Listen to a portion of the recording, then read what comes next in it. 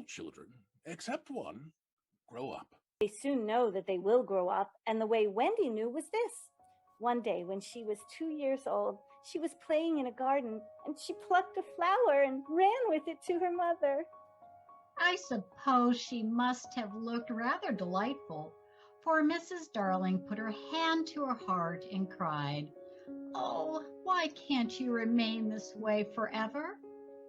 After that, Wendy knew she must grow up. You always know after you are two. Two is the beginning of the end. Mrs. Darling was a lovely lady, with a romantic mind and a sweet mocking mouth which had one kiss on it that Wendy could never get, though there it was, perfectly conspicuous in the right-hand corner. The way Mr. Darling won her was this. The many gentlemen who had been boys when she was a girl discovered simultaneously that they loved her, and they all ran to her house to propose to her, except Mr. Darling, who took a cab and nipped in first, and so he got her. He got all of her, except the kiss. Mrs. Darling was married in white, and at first she kept the books perfectly, almost gleefully, as if it were a game. Not so much as a Brussels sprout was missing. But by and by, whole cauliflowers dropped out, and instead of them, there were pictures of babies without faces. She drew them when she should have been totting up. They were Mrs. Darling's guesses. Wendy came first, then John, then Michael. For a week or two after Wendy came, it was doubtful whether they would be able to keep her, as it would be another mouth to feed. Mr. Darling was frightfully proud of her, but he sat on the edge of Mrs. Darling's bed, holding her hand and calculating expenses, while she looked at him imploringly. No, don't interrupt. I have £1.17 here and 2 and 6 at the office. I can cut off my coffee at the office, say 10 shilling, making 2.97. With your 18 and 3 makes 3.97. With 5.00 in my checkbook makes 8.97. Did I say 8.97? Yes, I said 8.97. The question is, can we try it for a year on 8.97? Of course we can, George. Remember mumps? And so on it went, and it added up differently each time. But at last, Wendy just got through. There was the same excitement over John, and Michael had an even narrower squeak, but both were kept. And soon you might have seen the three of them going in a row to Miss Fulsom's school, accompanied by their nurse. Mrs. Darling loved to have everything just so, and Mr. Darling had a passion for being exactly like his neighbors. So, of course, they had a nurse. As they were poor, owing to the amount of milk the children drank, this nurse was a dog called Nana. She proved to be quite a treasure of a nurse. How thorough she was at bath time, and up at any moment of the night if any of her charges made the slightest cry. Of course, her kennel was in the nursery. It was a lesson in propriety to see her escorting the children to school, walking sedately by their side when they were well behaved, and butting them back into line if they strayed. On John's football days, she never once forgot his sweater, and she usually carried an umbrella in her mouth in case of rain. No nursery could possibly have been conducted more correctly, and Mr. Darling knew it. Yet he sometimes wondered uneasily whether the neighbors talked. How the family loved to dance together. The gaiety of those romps. And the gayest of all was Mrs. Darling, who would pirouette so wildly that all you could see of her was the kiss. There never was a simpler, happier family until the coming of Peter Pan. Mrs. Darling first heard of Peter when she was tidying up her children's minds. I don't know whether you've ever seen the map of a person's mind. And the map of a child's mind is especially challenging because there you find the Neverland. Of all the delectable islands, the Neverland is the snuggest and most compact. Not large and sprawly, you know, with tedious distances between one adventure and another, but nicely crammed. When you play at it by day with the chairs and tablecloth, it is not in the least alarming. But in the 2 minutes before you go to sleep, it becomes very real. That is why there are night lights. Occasionally, in her travels through her children's minds, Mrs. Darling found things she could not understand. And of these, quite the most perplexing was the word Peter. She knew of no Peter, and yet he was there and here in John and Michael's minds. And while Wendy's began to be scrawled all over with him. The name stood out in bolder letters than any of the other words. And as Mrs. Darling gazed, she felt that it had an oddly cocky appearance. Well, yes, he is rather cocky. Wendy's mother had been questioning her. But who is he, my pet? Well, he's Peter Pan. You know, Mother. After thinking back into her childhood, she just remembered a Peter Pan who was said to live among the fairies. She had believed in him at the time, but now she was married and full of sense. She quite doubted whether there was any such person. Besides, he would be grown up by this time. Oh, no, he isn't grown up, and he is just my size. Mrs. Darling consulted Mr. Darling, but he just smiled. Mark my words, it is some nonsense Nana has been putting into their heads. Just the sort of idea a dog would have. Leave it alone, and it will blow over. But it would not blow over, and soon the troublesome boy gave Mrs. Darling quite a shock. One morning, some leaves of a tree had been found on the nursery floor, which certainly had not been there when the children went to bed, and Mrs. Darling was puzzling over them when Wendy said with a tolerant smile, I do believe it is that Peter again. Whatever do you mean, Wendy? Oh, it is so naughty of him not to wipe his feet. She explained that she thought Peter sometimes came to the nursery in the night and sat on the foot of her bed and played on his pipes to her. Unfortunately, she never woke, so she didn't know how she knew. She just knew. What nonsense you talk, Precious. No one can get into the house without knocking. I think he comes in by the window. My love, it's 3 floors up. Were not the leaves at the foot of the window, Mother? It was true. The leaves had been found near the window. My child, why did you not tell me of this before? Oh, I forgot. Oh, surely she must have been dreaming.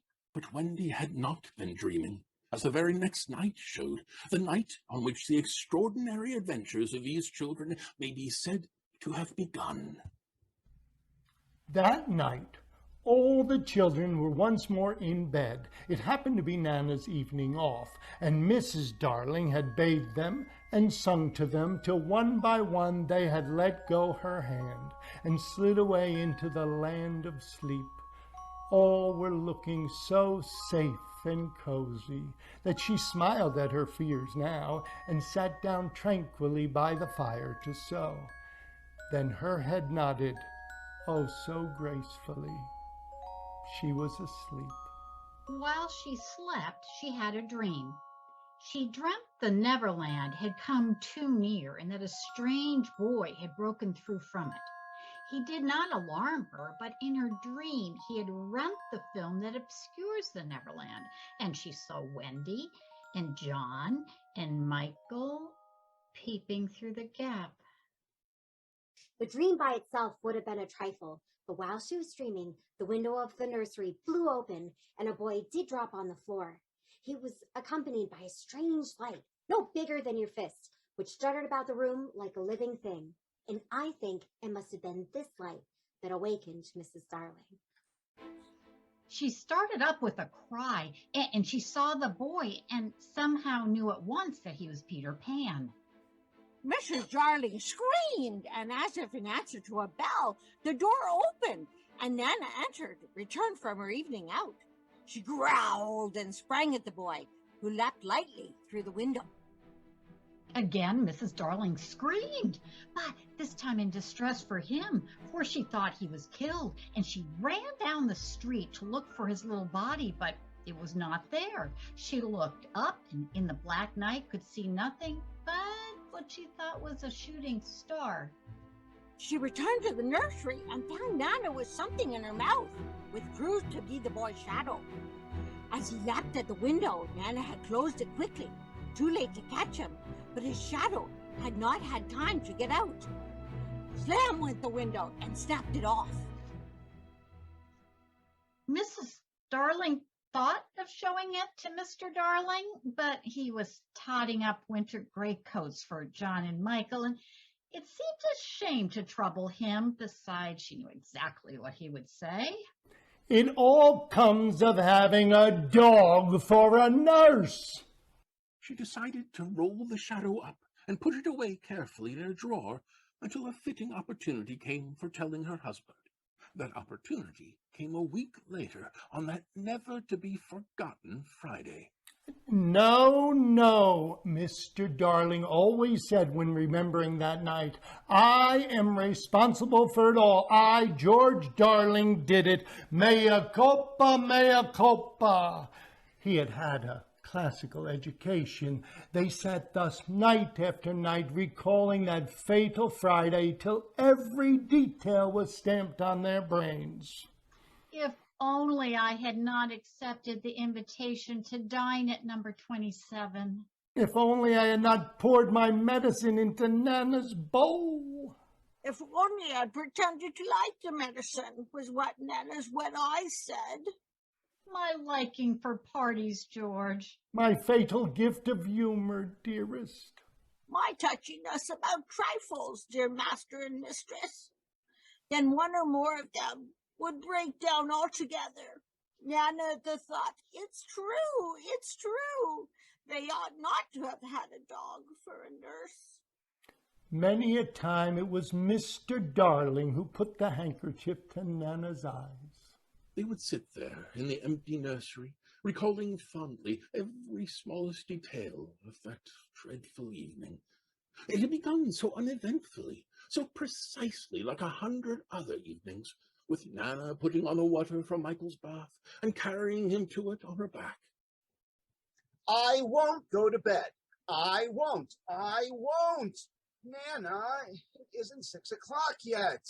I shan't love you any more, Nana. I tell you, I won't be bathed. I won't. Then Mrs. Darling had come in wearing her evening gown. She had dressed early because Wendy so loved to see her in her evening gown with the necklace George had given her. It was then that I rushed in like a tornado, wasn't it? Mr. Darling would say, scorning himself, and indeed he had been like a tornado. Perhaps there was some excuse for him. He, too, had been dressing for the party, and all had gone well with him until he came to his tie. It is an astounding thing to have to tell, but this man, though he knew about stocks and shares, had no real mastery of his tie. He came rushing into the nursery with a crumpled little brute of a tie in his hand. Why, what is the matter, Father dear? Matter? This tie will not tie. I warn you of this, Mother, that unless this tie is round my neck, we don't go out to dinner tonight. And if I don't go to dinner tonight, I never go to the office again. And if I don't go to the office again, you and I starve, and our children will be flung into the streets. Let me try, dear. And indeed, that was what he had come to ask her to do, and with her nice, cool hands she tied his tie for him, while the children stood around to see their fate decided.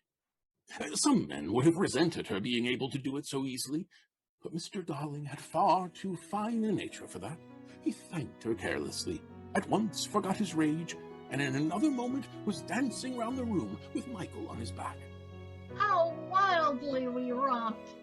Oh, our last romp. Oh, they were rather sweet. sweet, don't you think, George? And they were ours. Ours, and now they are gone. The romp had ended with the appearance of Nana, and most unluckily, Mr. Darling collided against her, covering his trousers with hairs. They were new trousers. Of course, Mrs. Darling brushed him, but he began to talk again about its being a mistake to have a dog for a nurse. George, Nana is a treasure. No doubt, but I have an uneasy feeling at times that she looks upon the children as puppies. This was an opportunity to tell him about the boy. At first, he pooh-poohed the story, but he became thoughtful when she showed him the shadow. We were still discussing it, you remember? When Nana came in again with Michael's medicine? Strong man though he was, there is no doubt that he had behaved rather foolishly over the medicine. If he had had a weakness, it was for thinking that all his life he had taken medicine boldly.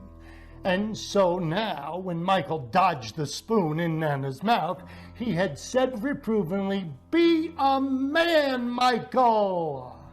Now, look here, all of you, he said as soon as Nana had gone into the bathroom. I have just thought of a splendid joke.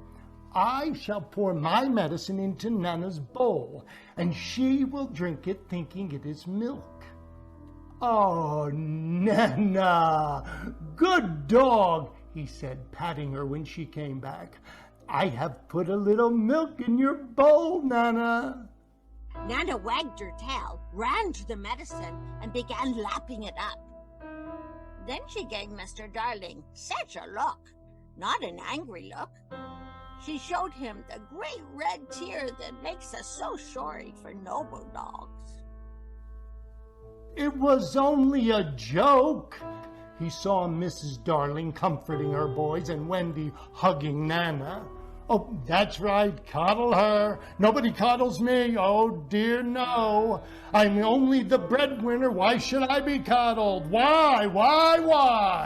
George, not so loud the neighbors will hear you. Let them. Bring in the whole world. But I refuse to allow that dog to lord it in my nursery for an hour longer. The children wept, and Nana ran to him beseechingly, but he waved her back in vain, in vain. The proper place for you is in the yard, and there you go to be tied up this instant. George, remember what I told you about that boy? Alas, he would not listen. He was determined to show who was master in that house. He seized Nana roughly and dragged her from the nursery. He was ashamed of himself, and yet he did it.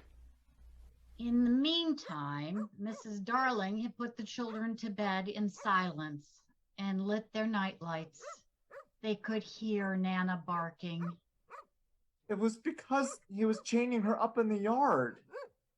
That's not Nana's unhappy bark. That is her bark when she smells danger. Are you sure, Wendy? Oh, yes. Mrs. Darling went to the window. It was securely fastened. She looked out, and the night was peppered with stars. Yet a nameless fear clutched at her heart and made her cry, "Oh, how I wish I wasn't going to that party tonight." Can anything harm us, Mother, after the night lights are lit? Nothing, precious. They are the eyes a mother leaves behind to guard her children. She went from bed to bed, singing over them, and little Michael flung his arms around her.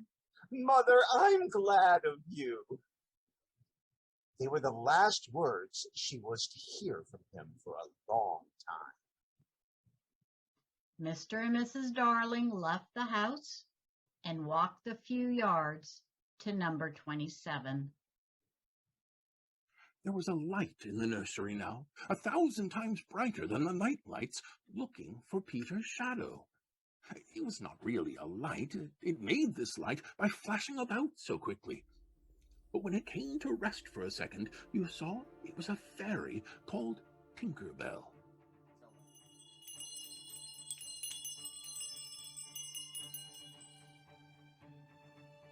Tinkerbell! Tink! Where are you?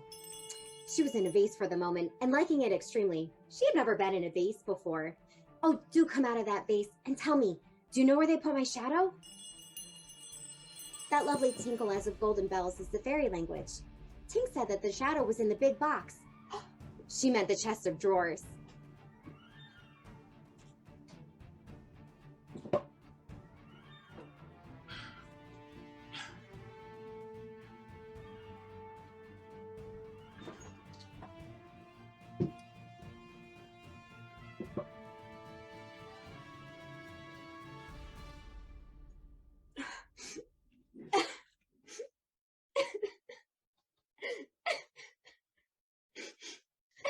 Boy, why are you crying?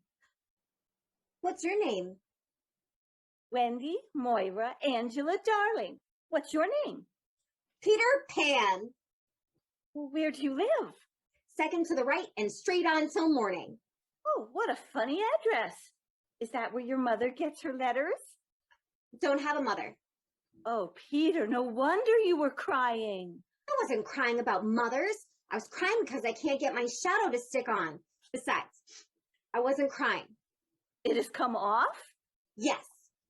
Oh, how awful, she said, but she couldn't help smiling when she saw that he'd been trying to stick it on with soap. How exactly like a boy. Well, it must be sewn on. What's sewn? Oh, you're dreadfully ignorant. No, I'm not. Oh, I will sew it on for you, my little man. I dare say it will hurt a little. Oh, I shan't cry. Soon, his shadow was behaving properly. Oh, how clever I am. Oh, the cleverness of me. You braggart. Of course, I did nothing. You did little. A little? Wendy, one girl is more use than 20 boys. You really think so, Peter? Yes, I do. Oh, I think it's perfectly sweet of you. She said she would give him a kiss if he liked, but Peter did not know what she meant, and he held out his hand expectantly. Well, surely you know what a kiss is. I shall know when you give it to me. Well, and to not hurt his feelings, she gave him a thimble. Shall I give you a kiss? If you please. He dropped an acorn button into her hand, and she said she would wear his kiss on a chain around her neck. It was lucky that she did put it on that chain, for it was afterwards to save her life. She asked him, How old are you? I don't know. I ran away the day I was born. It was because I heard Mother and Father talking about what I was to be when I became a man. I don't ever want to be a man. I always want to be a little boy and to have fun. So I ran away and lived a long, long time among the fairies. Well, Wendy had lived such a home life that to know fairies struck her as quite delightful. So he told her about the beginning of fairies. You see, Wendy, when the first baby laughed for the first time, its laugh broke into 1,000 pieces, and they all went skipping about. And that was the beginning of fairies. And there ought to be one fairy for every boy and girl. Ought to be, isn't there? No. You see, children know such a lot now. They soon don't believe in fairies. And every time a child says, I don't believe in fairies, there's a fairy somewhere that falls down dead. I can't think where she's gone to. And he called Tink by name. Peter, you don't mean to tell me that there is a fairy in this room? She was here just now. You don't hear her, do you? Oh, well, the only sound I hear is like a tinkle of bells. Well, that's Tink. That's the fairy language. Wendy, I do believe I shut her up in that drawer. And he let poor Tink out of the drawer. She flew about the nursery. Oh, Peter, if she would only stand still and let me see her. They hardly ever stand still. Well, where do you and the fairy live now? With the lost boys, Oh, who are they? they are the children who fall out of their carriages when the nurse is looking the other way. If they are not claimed in 7 days, they are sent far away to the Neverland. I'm captain. Oh, what fun it must be! Yes, but we are rather lonely. You see, we have no female companionship. Oh, are none of the others girls? Oh no, girls, you know, are much too clever to fall out of their carriages. Oh, I think it is perfectly lovely the way you talk about girls. You may give me a kiss. I thought you would want it back. Oh dear. I don't mean a kiss. I mean a thimble. What's that? Well, it's like this. Funny. Now, shall I give you a thimble? Oh, if you like. Ow! Oh, what is it, Wendy? Oh, it was exactly as if someone was pulling my hair. That must have been Tink. I never knew her to be so naughty before. She says she'll do that to you, Wendy, every time I give you a thimble. Oh, but why? Why, Tink? Tink said, "You silly boy." Wendy was just slightly disappointed when Peter said he had come to the nursery window to listen to stories, not to see her. Peter said he didn't know any stories. He said none of the Lost Boys knows any stories. Oh, how perfectly awful. Oh, Wendy, your mother was telling you such a lovely story. Well, which story was it? About the prince who couldn't find the lady who wore the glass slipper. Oh, Peter, that was Cinderella, and he found her, and they lived happily ever after. Oh, where are you going? Tell the other boys. Oh, don't go, Peter. I know such lots of stories. And then Peter gripped her and began to draw her toward the window. Let me go! Wendy, do come with me to tell the other boys. Of course, she was very pleased to be asked, but she said, "Oh dear, I can't. Think of Mummy. Oh, besides, I can't fly." I'll teach you. How lovely to fly. And Wendy, there are mermaids. Oh, to see a mermaid. And you can darn our clothes and make pockets for us? None of us has any pockets. Oh, of course, it sounds awfully fascinating. Peter, would you teach John and Michael to fly too? If you like. And she ran to John and Michael and shook them. Wake up! Peter Pan has come, and he is to teach us to fly. Then I shall get up. Michael was up by this time, looking as sharp as a knife with 6 blades and a saw. But Peter suddenly signed silence. Their faces assumed the awful craftiness of children listening for sounds from the grown-up world. All was as still as salt. Then everything was right. No, stop. Everything was wrong. Nana, who had been barking distressfully all evening, was now quiet. It was her silence they had heard. Why had Nana ceased to bark? She wanted to bring Master and Mrs. home from the party. Seeing that no help would come from barking, Nana strained and strained at the chain until at last she broke it. In another moment, she had burst into the dining room at number 27 and flung up her paws to heaven, her most expressive way of communicating. Mr. and Mrs. Darling knew at once that something terrible was happening in their nursery, and without a goodbye to their hostess, they rushed into the street. It's all right. I say, Peter, can you really fly? Instead of troubling to answer him, Peter flew around the room. Oh, Oh, splendid! splendid! Oh, how sweet! Yes, I am sweet. Oh, I am sweet. I say, how do you do it? You just think lovely, wonderful thoughts, and they lift you up in the air. Oh, you're so nippy at it. Couldn't you do it really slowly once? I've got it now, Wendy. But soon he had found he had not. Not one of them could fly an inch. Of course, Peter had been trifling with them, for no one can fly unless the fairy dust has been blown on him. Fortunately, one of his hands was messy with it, and he blew some on each of them with the most superb results. Now, just let go! They were all on their beds, and gallant Michael let go first. He did not quite mean to let go, but he did it, and immediately he was borne across the room. I flew! John let go, and Wendy did too. Oh, lovely! Look at me! Look at me! Look at me! Oh, they were not nearly so elegant as Peter, though they could not help kicking a little, but their heads were bobbing against the ceiling, and there is almost nothing as delicious as that. Peter gave Wendy a hand at first, but had to desist. Tink was so indignant.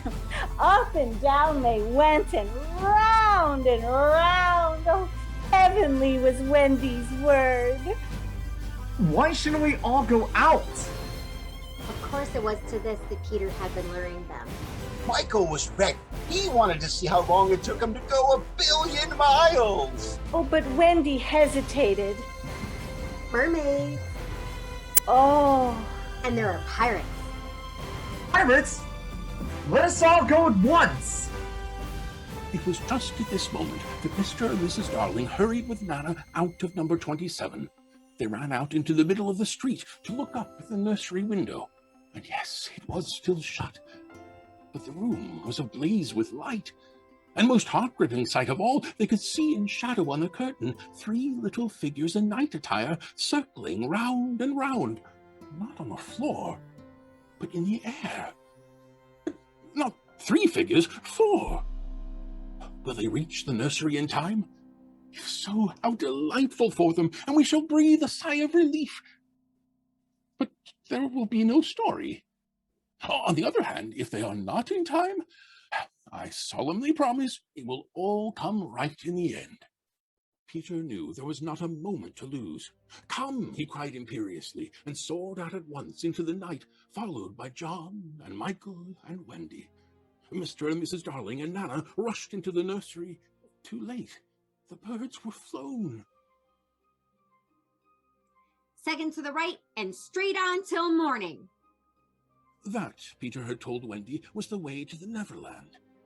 But even birds, carrying maps and consulting them at windy corners, could not have sighted it with these instructions. Peter, you see, just said anything that came into his head. As they flew, John asked if there were many pirates on the island just now. And Peter said he had never known so many. So who is captain now? Hook. James Hook? I. He was Blackbeard's first mate. Oh, he was the worst of them all. That's him. What is he like? Is he big? He's not so big as he was. I cut off his hand. Then he can't fight now. Oh, can't he just? He has an iron hook instead of a hand, and he claws with it. I say, John. Yes? Say, aye, sir. Aye, sir. There is one thing that every boy who serves under me has to promise, and so must you. It is this.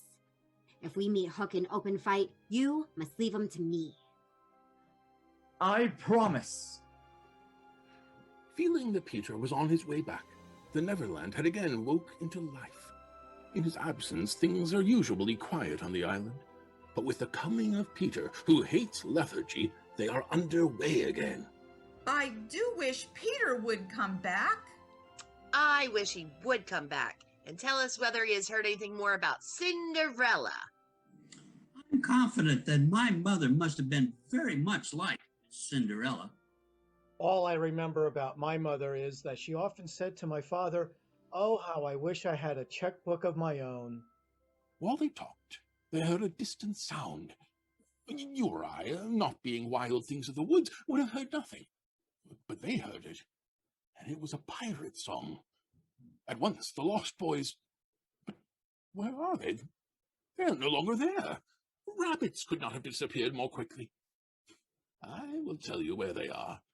With the exception of Nibs, who has darted away to look around, they are already in their home under the ground. A very delightful residence. But how have they reached it? For there is no entrance to be seen, not so much as a large stone, which, if rolled away, would disclose the mouth of a cave. Look closely, however, and you may note that there are here 7 large trees, each with a hole in its hollow trunk as large as a boy. These are the 7 entrances to the home under the ground, for which Hook has been searching in vain these many moons. Will he find it tonight?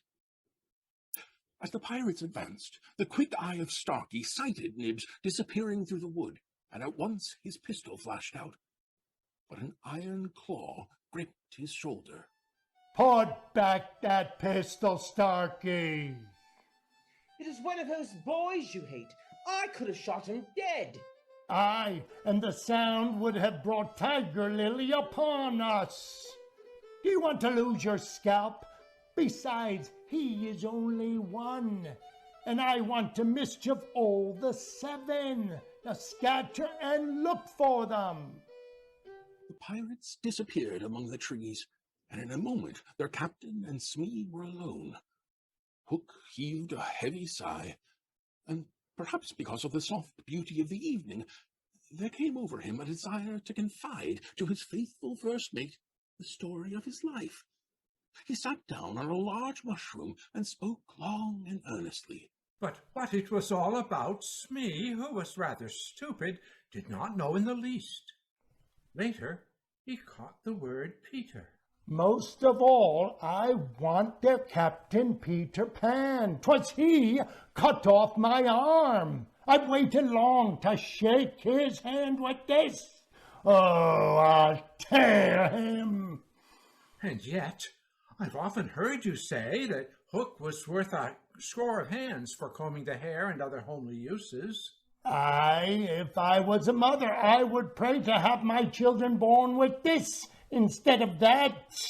Peter flung my arm to a crocodile that happened to be passing by.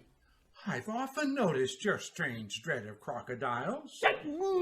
Not of crocodiles, but of that one crocodile. It liked my arm so much, Smee, that it has followed me ever since, from sea to sea and from land to land, licking its lips for the rest of me. In a way, it's sort of a compliment. Well, I want no such compliments. I want Peter Pan, who first gave the brute its taste for me. Smee, that crocodile would have had me before this, but by a lucky chance it swallowed a clock which goes tick-tick inside it, and so before it can reach me, I hear the tick and bolt. Someday that clock will run down and then he'll get you. Aye, that's the fear that haunts me. That since sitting down he had felt curiously warm. Smee, this seat is hot. Oh, it's Bob's hammer and tongs. I'm burning. They examined the mushroom, which was of a size and solidity unknown on the mainland. They tried to pull it up, and it came away at once in their hands, for it had no root. Stranger still, smoke began at once to ascend. A chimney! A chimney! He had indeed discovered the chimney of the home under the ground. It was the custom of the boys to stop it with a mushroom when enemies were in the neighborhood. Not only smoke came out of it, there came also children's voices. For so safe did the boys feel in their hiding place that they were gaily chattering.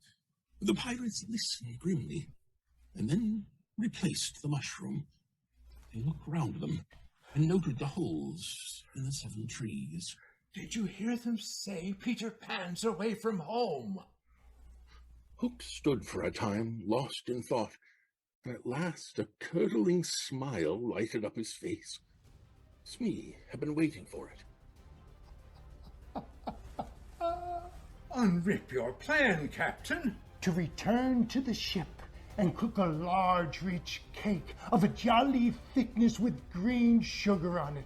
We will leave the cake on the shore of the Mermaid's Lagoon. These boys are always swimming about there playing with the mermaids. They will find the cake and they will gobble it up because, having no mother, they don't know how dangerous it is to eat rich, damp cake. Oh, they will die! It's the wickedest, prettiest plan ever I heard of. And in their exultation they began to dance and sing. But another sound broke in and stilled them. It was at first such a tiny sound that a leaf might have fallen on it and smothered it. But as it came nearer, it was more distinct. The crocodile!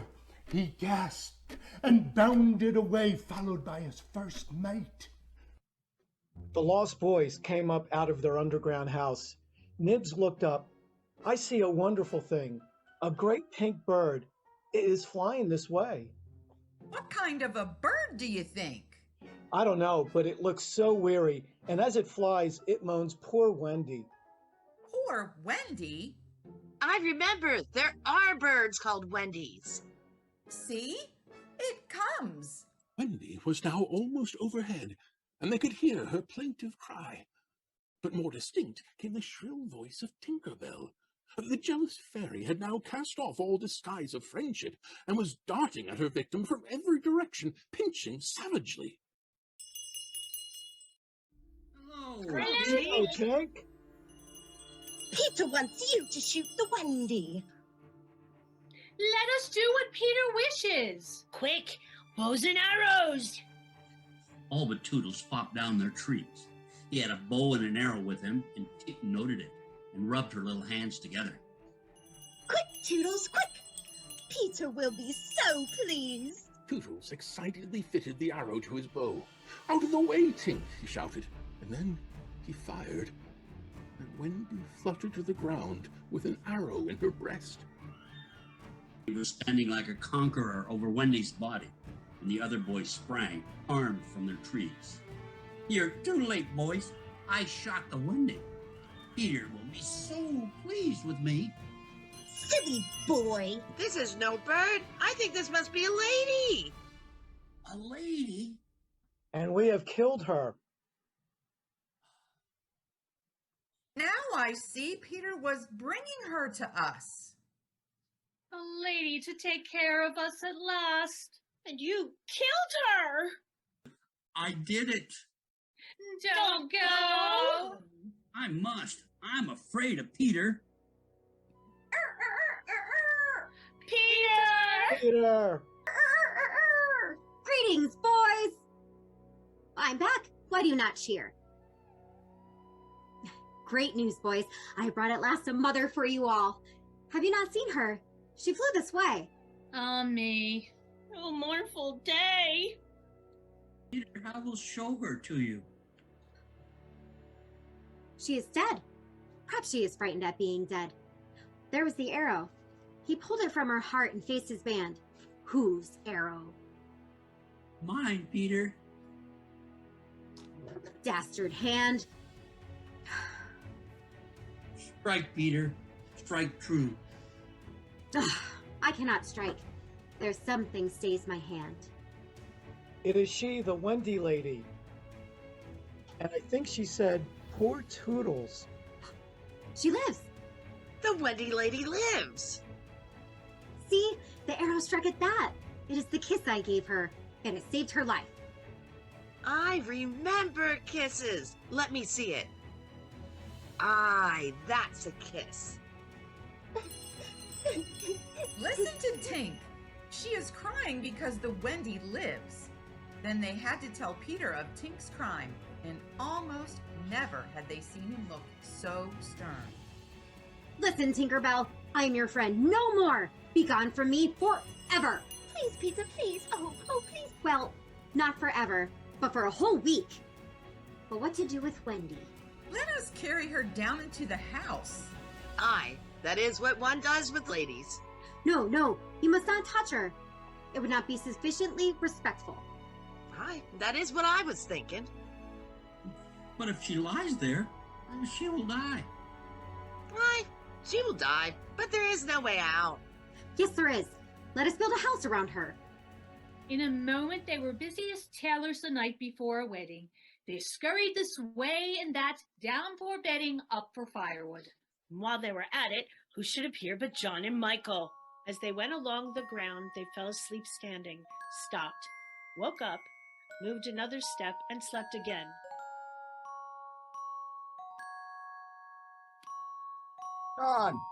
John, wake up! Where's Nana and Mother? It is true. We did fly. Curly, see that these boys help in the building of the house. Aye, sir. Slightly, fetch a doctor. Aye. He knew that Peter must be obeyed, and he returned in a moment, wearing John's hat and looking solemn. Please, sir, are you a doctor? Yes, my little man. Please, sir, a lady lies very ill. Where does she lie? In yonder glade. I will put a glass thing in her mouth. How is she? This has cured her. I am glad. I will call again in the evening. Give her beef tea. In the meantime, the wood had been alive with the sound of axes. Almost everything needed for a cozy dwelling already lay at Wendy's feet. Soon enough, the house was really and truly finished. Nothing remained to do but to knock. Where am I? Wendy, lady, for you, we built this house. Oh, say you're pleased.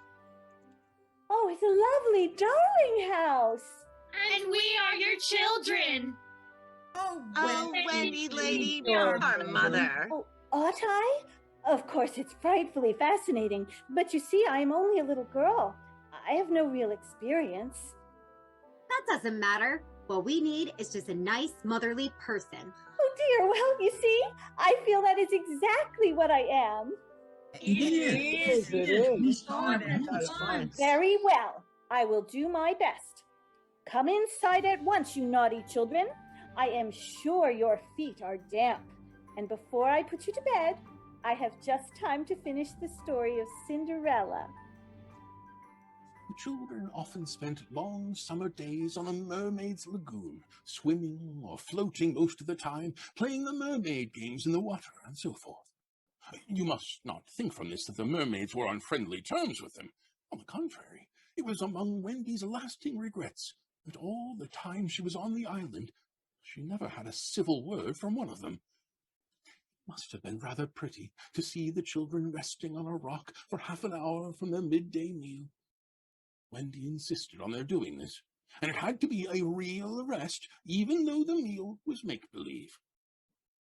It was one such day, and they were all on Marooner's Rock, and they were dozing. She was very busy stitching. While she stitched, a change came to the lagoon. The sun went away, and shadows stole across the water, turning it cold. The lagoon, that had always been such a laughing place, seemed formidable and unfriendly. Then she remembered all the stories she had been told of Marooner's Rock, so called because evil captains put sailors on it and leave them there to drown. They drown when the tide rises, for then it is submerged. Of course, she should have roused the children at once. Well, not merely because of the unknown that was stalking toward them, but because it was no longer good for them to sleep on a rock grown chilly. But she was a young mother, and she did not know this. She thought you simply must stick to your rule about half an hour after the midday meal. So, though fear was upon her, she would not waken them. Even when she heard the sound of muffled oars, though her heart was in her mouth, she did not waken them. She stood over them to let them have their sleep. Was it not brave of Wendy?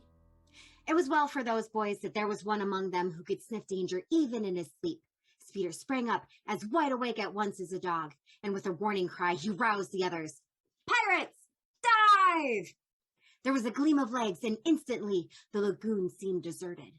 Marooners Rock stood alone in the forbidding waters, as if it were itself marooned. A boat drew nearer. It was the pirate dinghy with 3 figures in her, Smee and Starkey and a captive, no other than Tiger Lily.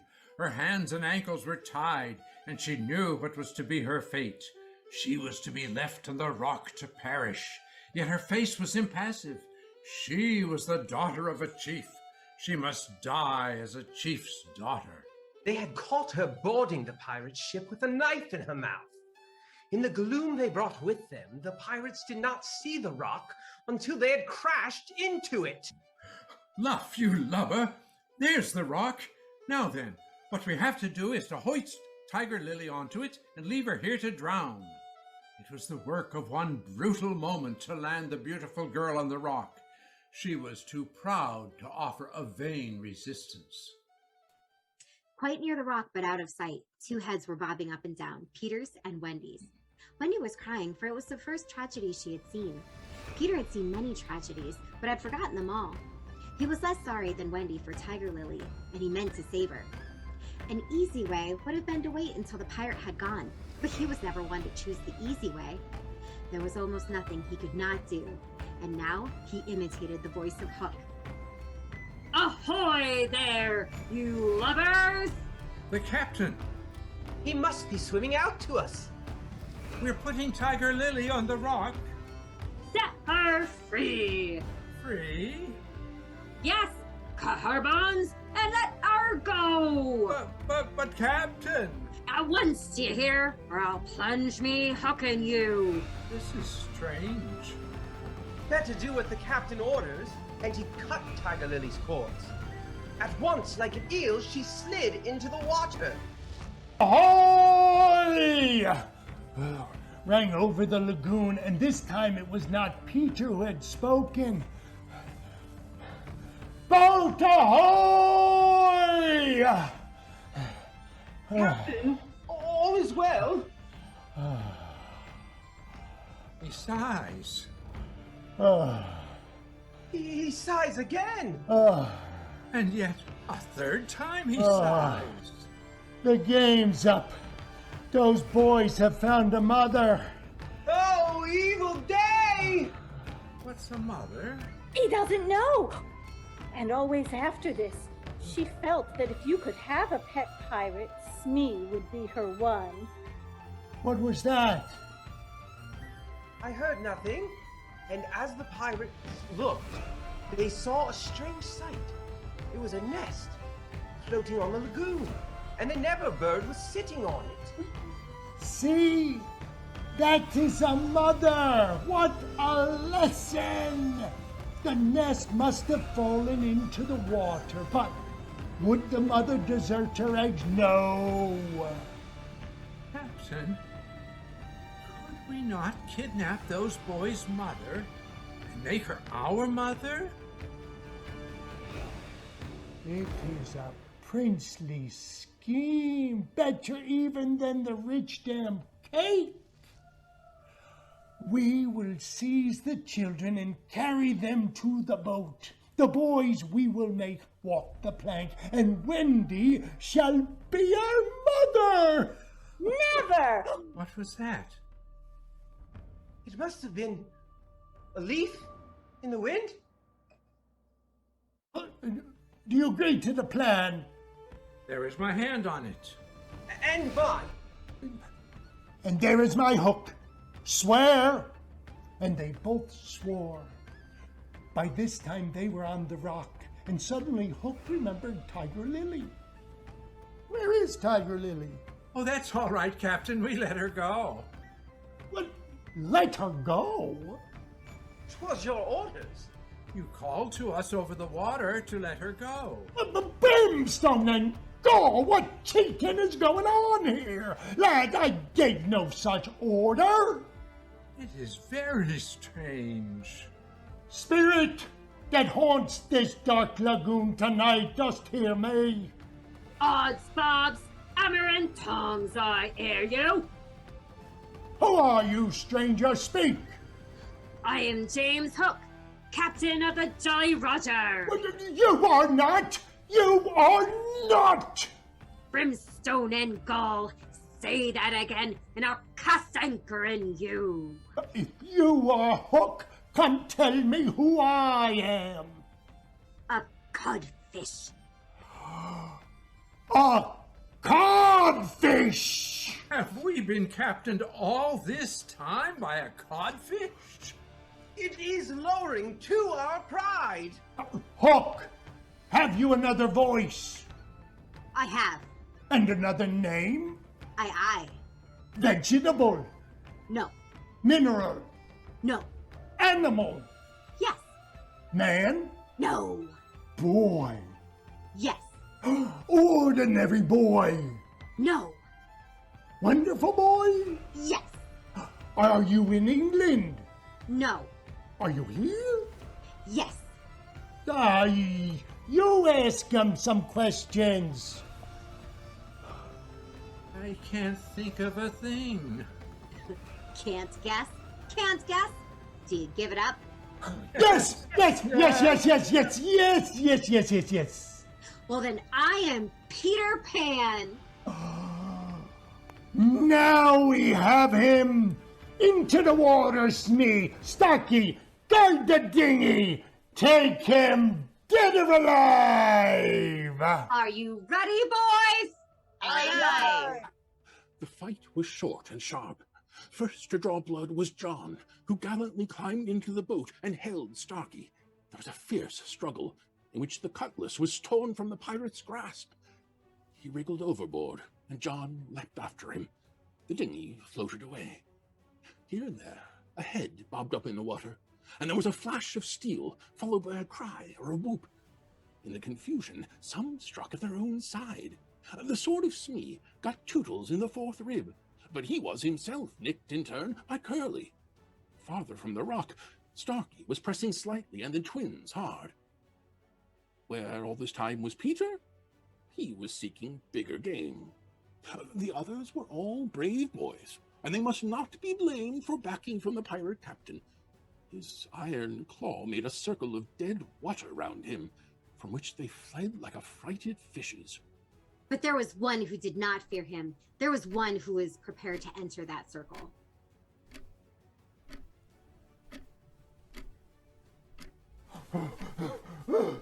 A few moments afterwards, the other boys saw Hook in the water striking wildly for the ship. No elation on his face now, only white fear, for the crocodile was in dogged pursuit. When Hook was gone, the boys could not find Peter and Wendy. They must be swimming back or flying, they concluded. They were not very anxious, because they had such faith in Peter. They chuckled, boy-like, because they would be late for bed, and it was all Mother Wendy's fault. When their voices died away, there came cold silence over the lagoon. Peter and Wendy were in the water near the rock. The girl had fainted and lay on the boy's arm. With a last effort, Peter pulled her up the rock and lay down beside her. He saw that the water was rising. He knew that they would soon be drowned, but he could do no more. He had to tell her the truth. We're on the rock, Wendy, but it's growing smaller. Soon, the water will be over it. Oh, we must go. Yes. Shall we swim or fly, Peter? Do you think you could swim or fly as far as the island, Wendy, without my help? Oh, I'm afraid I'm too tired. Oh, what is it? I can't help you, Wendy. Before Hook fled, he wounded me. I can neither fly nor swim. Do you mean we shall both be drowned? Look how the water is rising. They thought they would soon be no more. As they sat, something brushed against Peter. It was the tail of a kite, which Michael had made some days before. It had torn itself out of his hand and floated away. Michael's kite. Remember when it lifted Michael off the ground? Why should it not carry you? Both of us. It can't lift two. Michael and Curly tried. Let us draw lots. And you a lady? Never. Already he had tied the tail round her. She clung to him. She refused to go without him. But with a "Goodbye, Wendy," he pushed her from the rock. And in a few minutes, she was borne out of his sight. Peter was alone on the lagoon. The rock was very small now. Soon it would be submerged. Pale rays of light tiptoed across the waters, and by, there was to be heard a sound. At once, the most musical and most melancholy in the world, the mermaids calling to the moon. Peter was not quite like other boys, but he was afraid at last. A tremor ran through him. Next moment, he was standing erect on the rock again, with that smile on his face and a drum beating within him. To die would be an awfully big adventure. But Peter did not die. And great were the rejoicings when Peter reached the home under the ground, almost as soon as Wendy, who had been carried hither and thither by the kite. He told the boys of his adventure, getting rescued by the Neverbird and floating home in its nest. Every boy had adventures to tell, but perhaps the biggest adventure of all was that they were several hours late for bed. This so inflated them that they did various dodgy things to get staying up still longer, such as demanding bandages. But Wendy, though glorying in having them all home safe and sound, was scandalized by the lateness of the hour and cried, to bed, in a voice that had to be obeyed. Next day, however, she was awfully tender and gave out bandages to everyone, and they played till bedtime at limping about and carrying their arms in slings. One important result of the brush with the pirates on the lagoon was that it made the Indians their friends. Peter had saved Tiger Lily from a dreadful fate, and now there was nothing she and her braves would not do for him. Every night they sat above, keeping watch over their home under the ground, and awaiting the big attack by the pirates, which obviously could not be much longer delayed. We have now reached the evening that was to be known among them as the Night of Nights, because of its adventures and their upshot. The day, as if quietly gathering its forces, had been almost uneventful, and now the Indians in their blankets were at their posts above, while below the children were having their evening meal, all except Peter, who had gone out to get the time. The way you got the time on the island was to find the crocodile, and then stay near him till the clock struck. The meal happened to be a make-believe tea, and they sat around the table guzzling in their greed. Peter had joined in when he returned. They settled in by the fire after the meal. Ah, old lady, there's nothing more pleasant of an evening for you and me when a day's toil is over than to rest by the fire with the little ones nearby. Oh, it is sweet, Peter, isn't it? Peter, I think Curly has your nose. I was thinking, it's only make-believe, isn't it, that I'm the real father? Oh, yes. Oh, you see, it would make me seem so old to be the real father. Oh, but they are ours, Peter, yours and mine. But not really, Wendy. Not if you don't wish it. Peter started to think about his own mother. I thought that my mother would always keep the window open for me, so I stayed away for moons and moons and moons, and then flew back. But the window was barred, for Mother had forgotten all about me, and there was another little boy in my bed. This scared John and Michael. Wendy, let us go Let us go home. Oh, yes, at once. A horrible thought had come to her. Perhaps Mother is in half mourning by this time. Peter, will you make the necessary arrangements? If you wish it. Peter went off to make the necessary arrangements. He would keep no girl in Neverland against her will. When he returned, he said, Wendy, I've asked the Indians to guide you through the wood, as flying tires you so. You will then have the strength to fly the rest of the way home. Thank you, Peter. In the meantime, the boys had been gazing very forlornly at Wendy, now equipped with John and Michael for the journey. By this time they were dejected, not merely because they were about to lose her, but also because they felt that she was going off to something nice, to which they had not been invited. Novelty was beckoning to them as usual. Crediting them with a nobler feeling, Wendy melted. Dear ones, if you will all come with me, I feel almost sure I can get my father and mother to adopt you. But won't they think of us rather a handful? Oh, no, it will only mean having a few beds in the drawing room. Peter, Can we go? All right. And now, Peter, I'm going to give you your medicine before you go. Oh, she loved to give them medicine and undoubtedly gave them too much. Of course, it was only water, but it was out of a bottle, and she always shook the bottle and counted the drops, which gave it a certain medicinal quality. Just as she had prepared Peter's medicine, she saw a look on his face that made her heart sink. Get your things, Peter. No, I'm not going with you, Wendy. Oh, yes, Peter. No. Find your mother. No. Perhaps you would say I was old, and I just always wanted to be a little boy and to have fun. Oh, but Peter. No.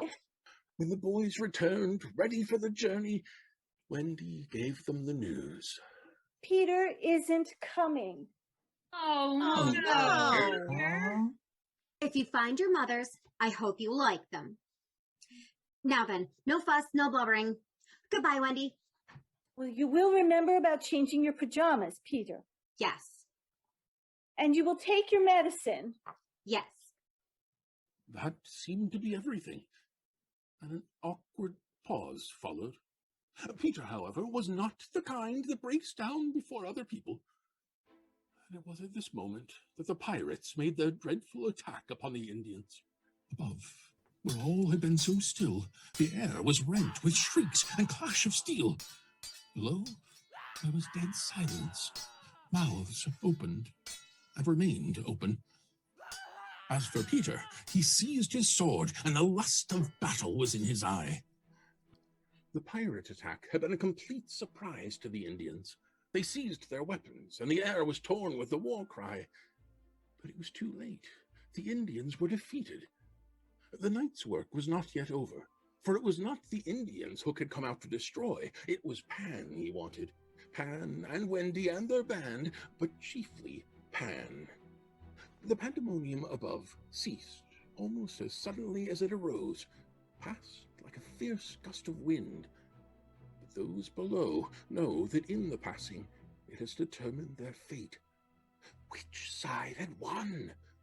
The pirates, listening avidly at the mouths of the trees, heard the question put by every boy. And alas, they also heard Peter's answer. If the Indians have won, they will beat the tom-tom. It is always their sign of victory. You will never hear that tom-tom again.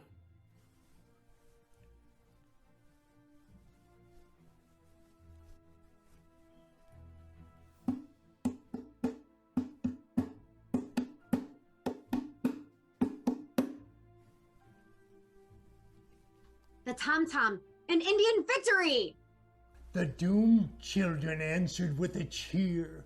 That was music to the black hearts above, and almost immediately the boys repeated their goodbyes to Peter. The pirates smirked at each other and rubbed their hands. Rapidly and silently, Hook gave his orders, one man to each tree. The boys and Wendy were captured as they came out of their trees, and they were tied to prevent their flying away. Hook signaled that the captives were to be taken to the ship and that he would be alone. Unaware of the tragedy being enacted above, Peter continued to play gaily on his pipes.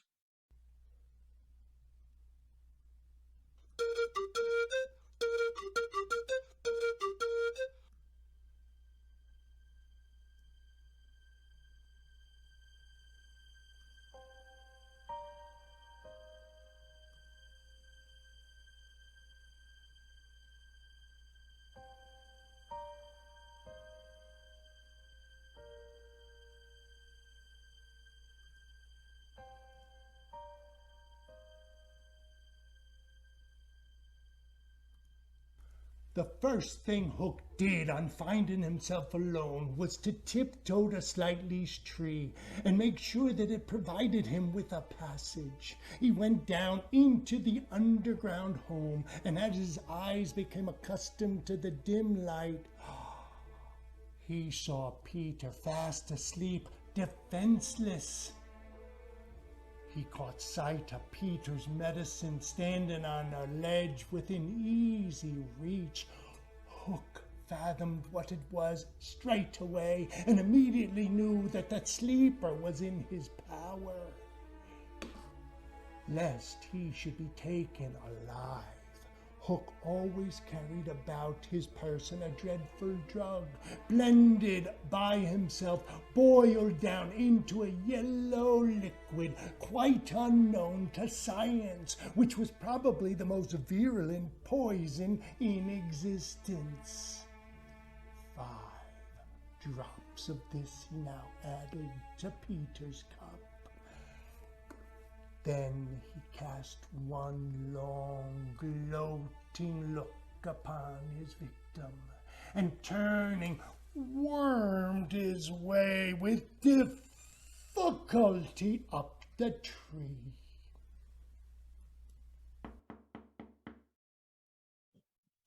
Let me in, Peter. What is it? Oh, you could never guess. Well, out with it. And in one long sentence, she told of the capture of Wendy and the boys. I'll rescue her. Leaping at his weapons, he thought of something he could do to please her. He could take his medicine. No! She had heard Hook mutter about his deed as he sped through the forest. Why not? It is poisoned. Poisoned? Who could have poisoned it? Hook. Don't be silly. How could Hook have got down here? Alas, Tinkerbell could not explain this. Nevertheless, Hook's words had left no room for doubt. The cup was poisoned. Besides, I never fell asleep. No time for words now, time for deeds. And with one of her lightning movements, Tink got between his lips and the cup and drained it to the dregs. Why, Tink, how dare you drink my medicine? But she did not answer. Already she was reeling in the air. What is the matter with you? It was poison, Peter. And now I am going to be dead. Oh, Tink, did you drink it to save me? Yes. He held her in her distress, and every moment her light was growing fainter, and he knew that if it went out, she would be no more. Her voice was so low at first that he could not make out what she said. And then he made it out. She was saying that she thought she could get well again if children believed in fairies. Do you believe? What do you think? If you believe, clap your hands. Don't let Tink die. Tink was saved! And then she was flashing through the room, more merry and impudent than ever. And now, to rescue Wendy. Hook or me this time. And off he went through the forest, his dagger at the ready. He was frightfully happy. He made his way to Kidd's Creek, which is near the mouth of the Pirate River, where the brig, the Jolly Roger, lay low in the water. A rakish-looking craft, foul to the hull, every beam in her detestable.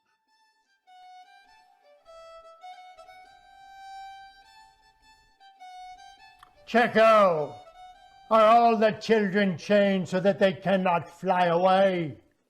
Aye, aye, Captain. Then hoist them up. The wretched prisoners were dragged from the hold, all except Wendy, and ranged in line in front of him. Now then, you walk the plank tonight, but I have room for 2 cabin boys. Which of you is it to be? You see, sir, I don't think my mother would like me to be a pirate. Would your mother like you to be a pirate, Slightly? I don't think so. Would your mother like you to be a pirate, Curly? I don't think so. Nibs, would your Then mother... stow this gab! You, boy, you look as if you had a little pluck in you. Didst never want to be a pirate, my hearty? I once thought of calling myself Red-Handed Jack. And a good name, too. We'll call you that here if you join. What do you think, Michael? Well, what would you call me if I joined? Blackbeard Joe! What do you think, John? And shall we still be respectable subjects of the king? What, you would have to swear down with the king! Then I refuse! I refuse! Rule Britannia! But that seals your doom! Bring up their mother! Get the plank ready! They were only boys, and they were white with fear as they saw Jukes and Checo preparing the fatal plank. But they tried to look brave when Wendy was brought up. So, my beauty, you are to see your children walk the plank. Are they to die? They are. Now silence all for a mother's last words to her children. These are my last words, dear boys.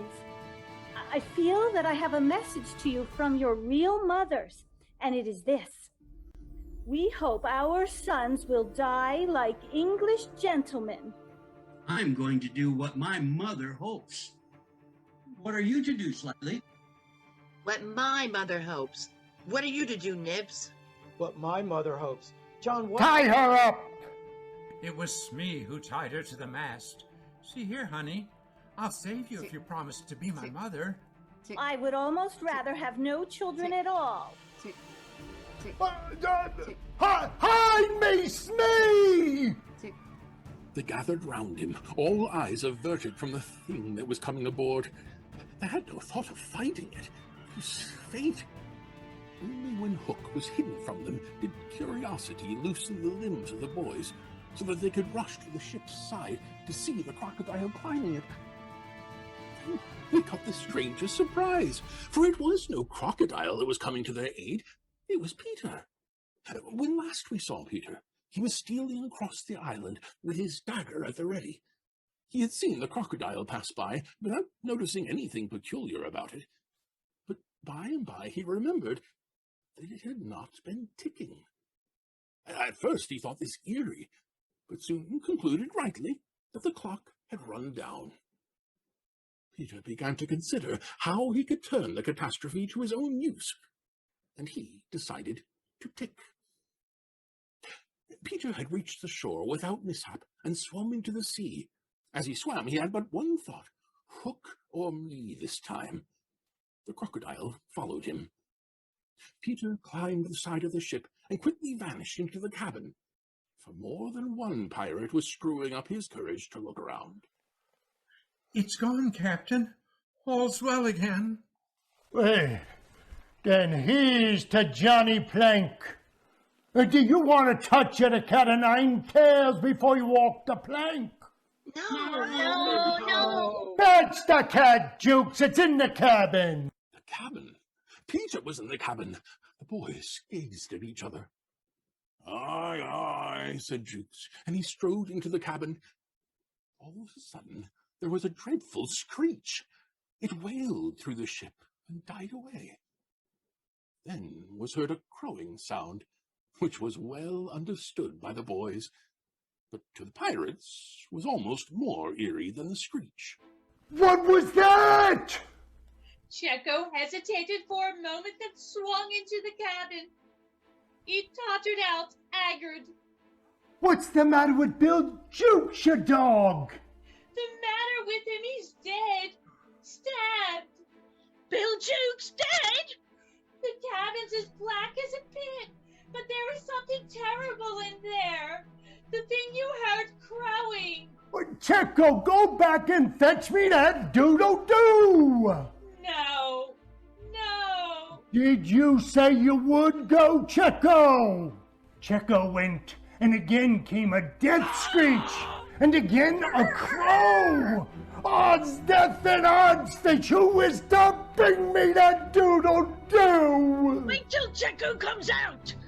But I think I heard you volunteer, Noodler. No, by thunder! But my hook thinks you did. I wonder if it would not be advisable, Noodler, to humor the hook. Swing me for a go in there! I'm in. Is this mutiny? Noodler's ringleader? Captain, mercy! They can't, Noodler! Noodler looked around for help, but all had deserted him. As he backed up, Hook advanced. With a despairing scream, the pirate leapt upon the cannon and jumped into the sea. And now, did any other gentleman say mutiny? I'll bring out that doodle-doo myself.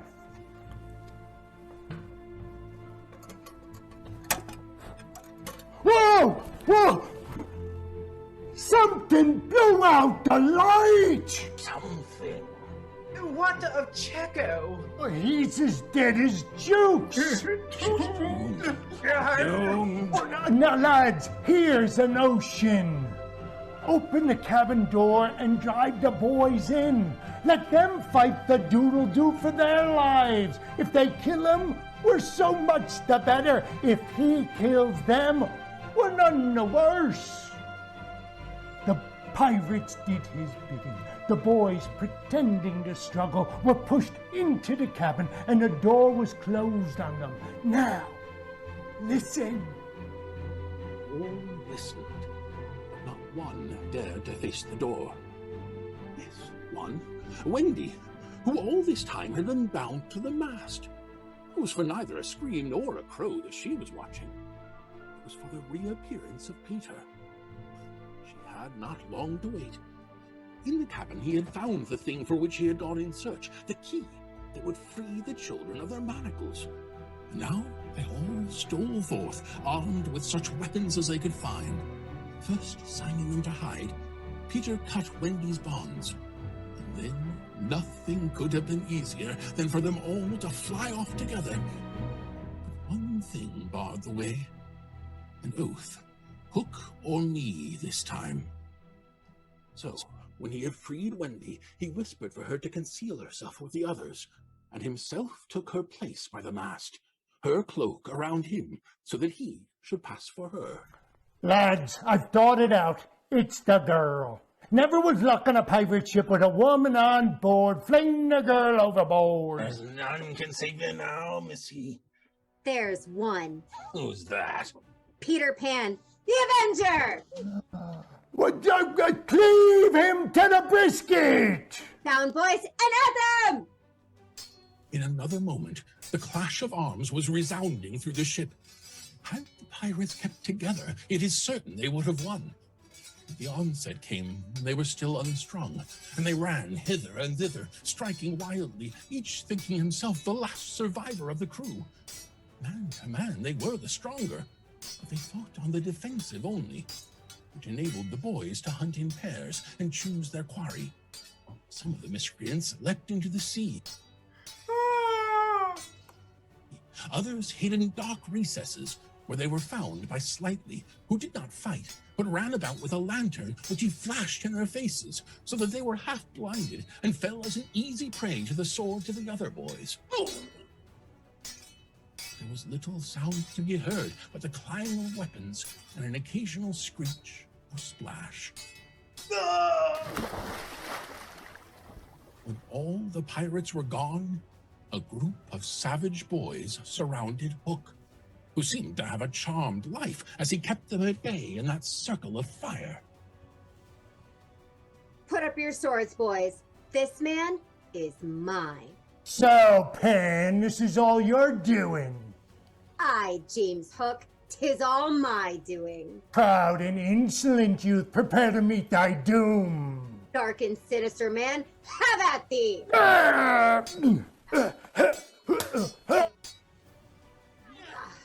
Now, Peter, get him! Get him! Get him!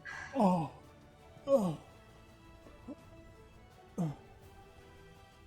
Pan, who and what art thou? I am youth. I am joy. Do it again.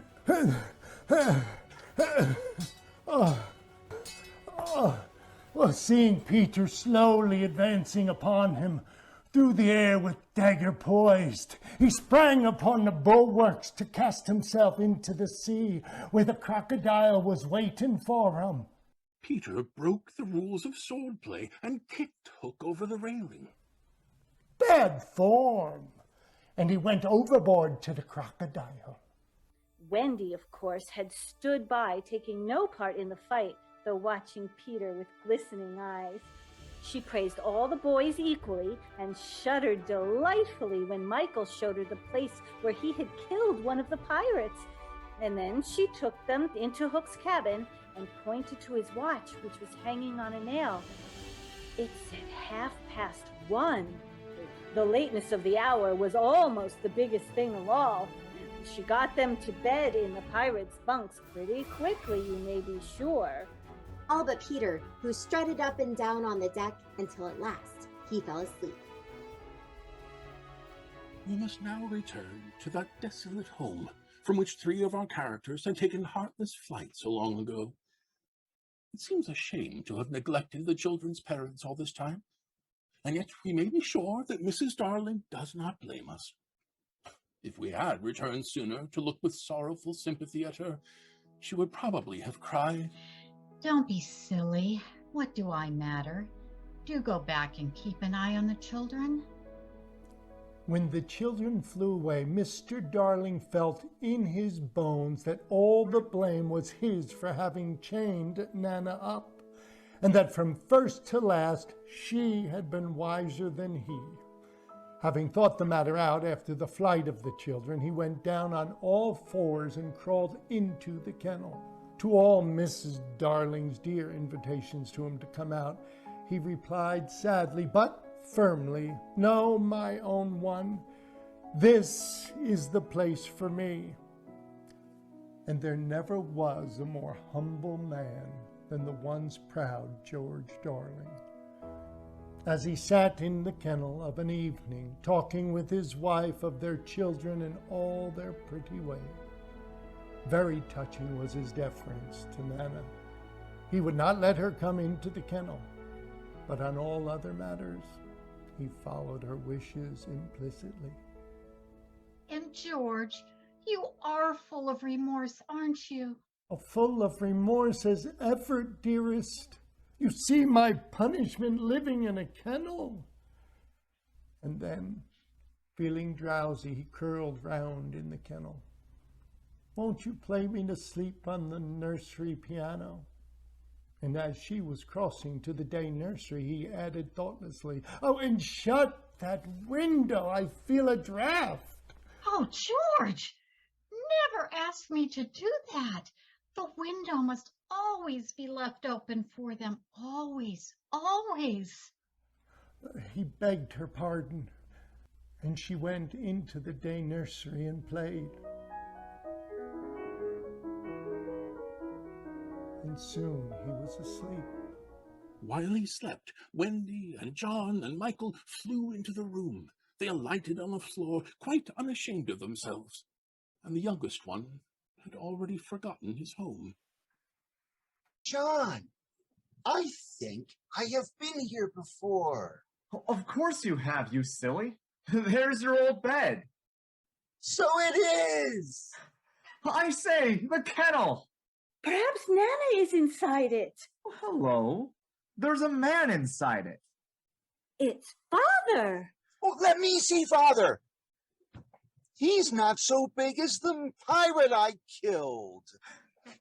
He said this with such frank disappointment that it is a good thing Mr. Darling was asleep. It would have been sad if those had been the first words he heard his little Michael say. Oh, surely he didn't used to sleep in the kennel. John, perhaps we don't remember the old life as well as we thought we did. It is very careless of Mother not to be here when we come back.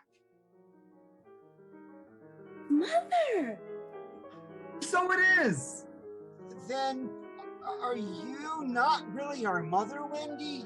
Oh dear, it was quite time we came back. Let us all slip into our beds and be there when she comes in, just as if we had never been away.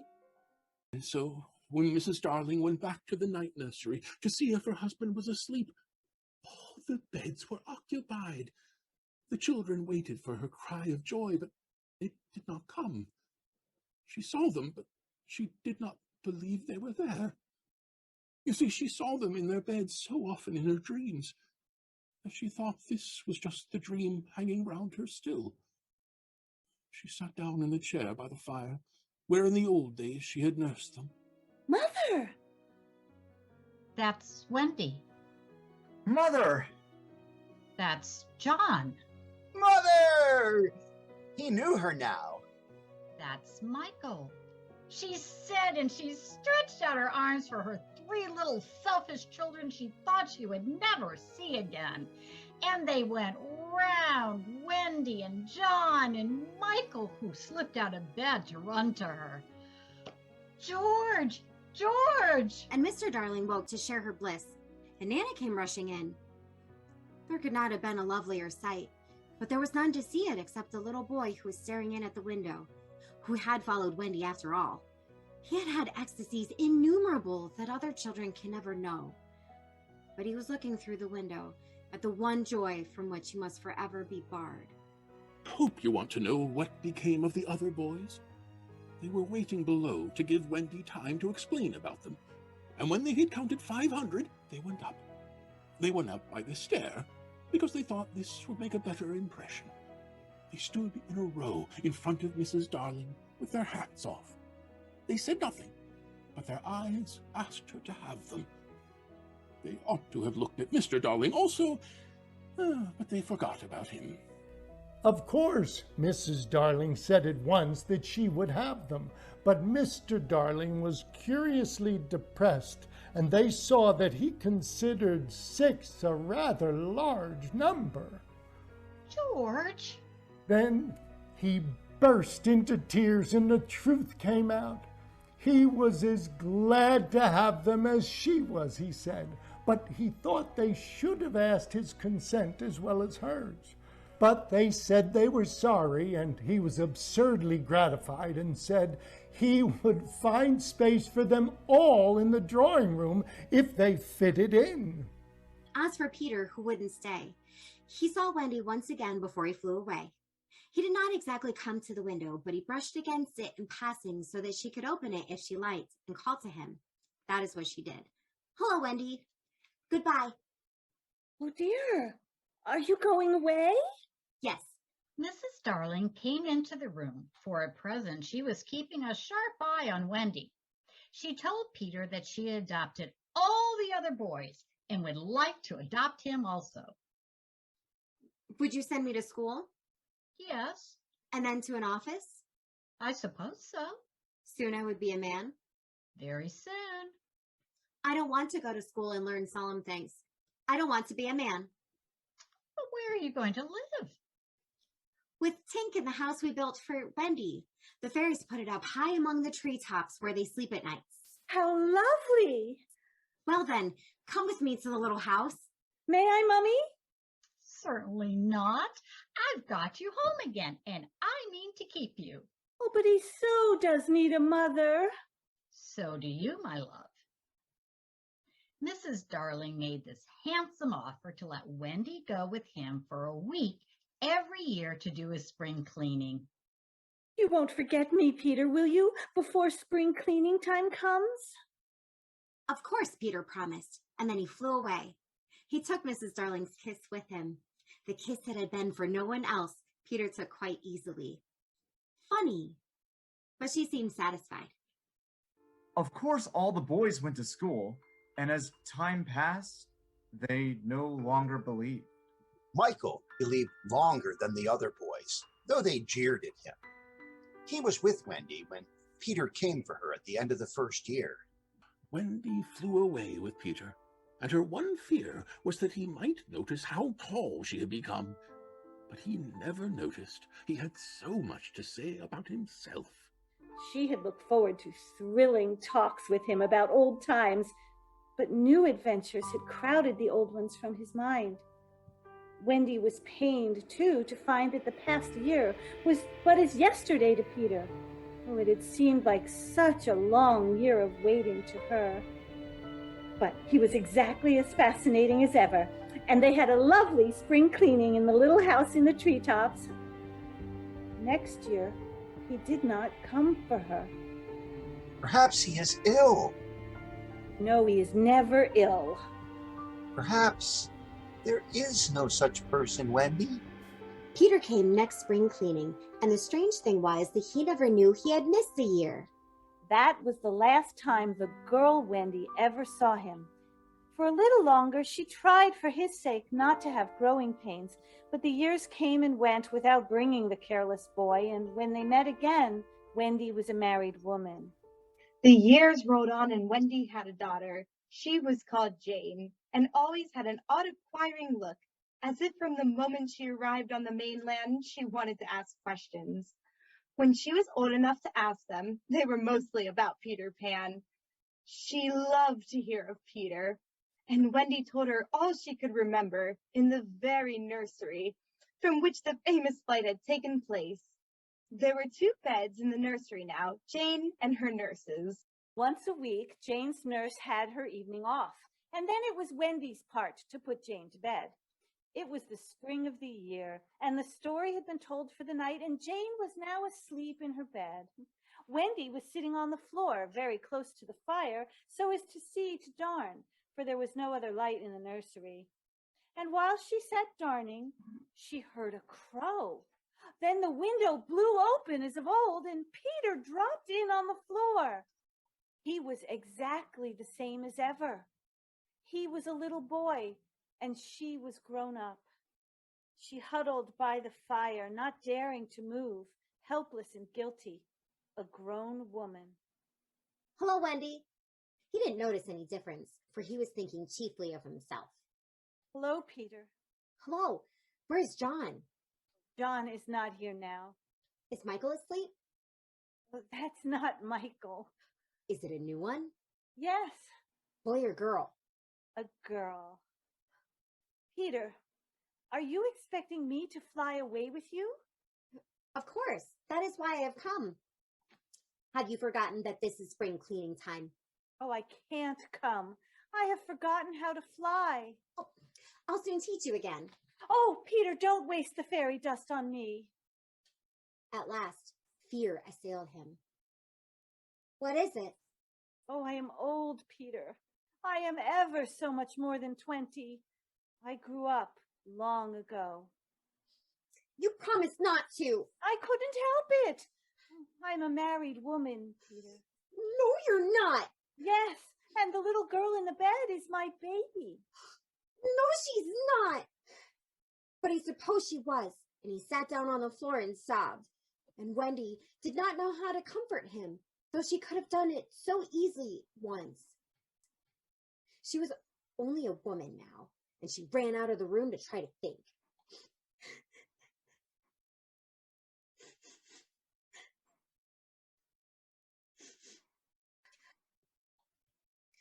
Peter continued to cry, and soon his sobs woke Jean.